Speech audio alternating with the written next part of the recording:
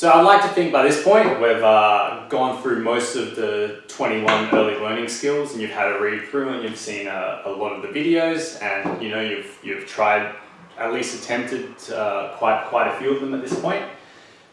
Throughout the whole series, you've seen a lot of token strip use, and just the basic methodology we showed you early on in this video series is a really good starting point with a token system. But a token system can be a really powerful tool, and there's a few different little tricks and methods you can use once your child begins to advance a bit, where you can really create a lot of productivity and generate a lot of interest from your child because of the way you're using the token strip. So I'll let Shelda talk about a couple of examples of that now. When we're starting, it's often very hard because we kind of remain focused on give me red or give me whatever. We've got the clear table. It's hard to multitask.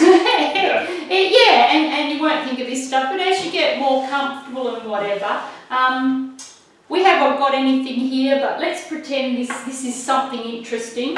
So what's important is that I'll go to Kane, give me a coin. He'll give it to me, and I'll go, fantastic, and reinforce it. Now, that doesn't have to be 1 for 1 for what he did. I can now go, I love the way you listened to me. I love the way you're looking at me now, and nice hands. And then go on to the next, give me whatever. So the thing is, if you know that a child is struggling with some skills like paying attention or even sitting in the chair or whatever, always acknowledge it when they're doing it really well, and show them that you're conscious of it and reward them for it. That really builds momentum. So if you have a child who you're let's say you've done steps 1 through 6 of what we've looked at today, and you're doing something new now, and they've hit a bit of a plateau where they're really struggling, and the reinforcement isn't coming as thick and fast as it was before. A really great way to keep the child engaged and to build that momentum is, say Shelda at this point has never done a successful one-step instruction of clapping hands, but she gets it right for like the very first time, or not even necessarily gets it right, but has a real attempt at it. So I'm like, Shelda, clap hands.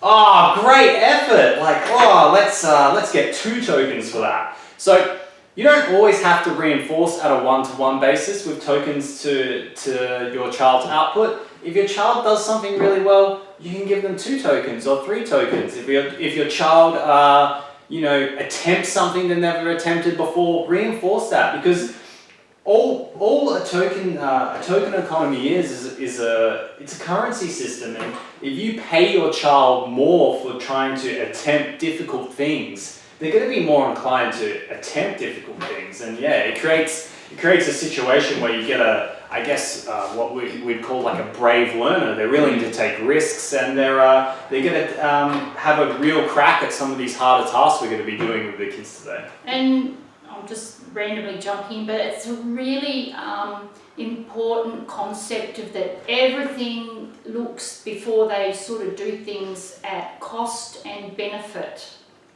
So if something's really difficult for your child, if they're unfamiliar with it, if they're whatever, then yeah, you want to really reward them hugely. And I mean, it might be yaying and putting your party hat on and jumping around if you're socially reinforcing. And we do want to get to the stage where your social reinforcement is linked with this token system, and then you'll gradually move away to that way of the child being reinforced. But in the very early stages, when you're trying to teach them a system and how things work, it is really important for you to be mindful of that cost-benefit thing. So like for me, I'm trying to think of something horrible. You've got to jump off the 10-metre tower at the pool. If you're brave, don't use this. But if I say I'll give you 10 cents to jump off the 10-metre tower at the pool, I would say, yeah, no.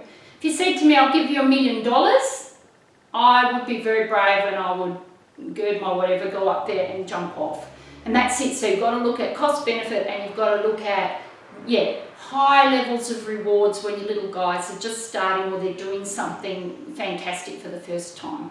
And I just want to point out that moving on to a larger token strip. So if you start with, say, a 5 token strip, and you move on to a 10 token strip, that doesn't necessarily mean that your child has to do double the output straight away. Expecting them to perform 100% more tasks before they access reinforcement straight off the bat is probably a little bit unreasonable. But when you first go to the 10 token strip, you can reinforce 2 tokens at a time, or 1 token and 2 tokens. You can use this strip in any way you want. The only thing that I would say that you need to be aware of is that your child has to understand how you're using the strip. So just be consistent. Let the kid know that if he does something really cool, he's going to get more tokens. And if he, and like, as long as he understands that, and you understand, and you understand what you're doing every single time, it can be a very, very powerful tool at getting your child engaged.